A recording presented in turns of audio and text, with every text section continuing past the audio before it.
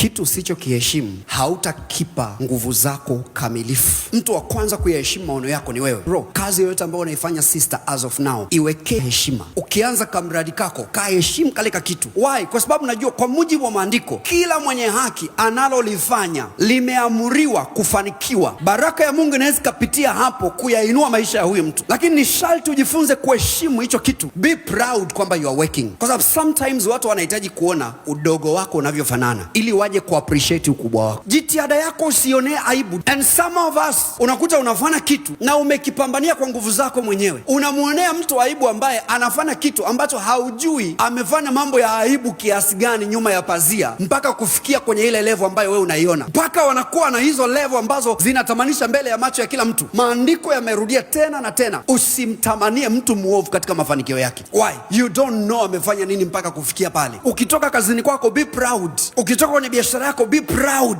I love what I do. Wafanya biashara wanyoshe mikono, huwezi kunyosha mkono. Kwa nini? Kwa sababu kwako wewe kidogo ni waongelee mawinga, lakini kwa sababu ya muda. The day ukianza kuheshimu ofisi yako ya uwinga, ukaanza kuiheshimu hivi kabisa kama kitu, ukaanza kuibariki, ukaamua kupiga kazi kwamba hapa ndo mahali ambapo Bwana ameniweka saa hii, utashangazwa na hela ambayo utaanza kutengeneza. Why are you afraid? Why are you ashamed? The problem is, hawa tunaoonea aibu hawana mchango wowote kwenye maisha yetu. Kwa nini unapambana kulinda heshima ambayo hauna, kiasi kwamba mapambano hayo yanakuzuia hata kupata heshima ambayo ungeweza kuipata kama ungepambana? Why are you trying to fake it while you can work and have it for real?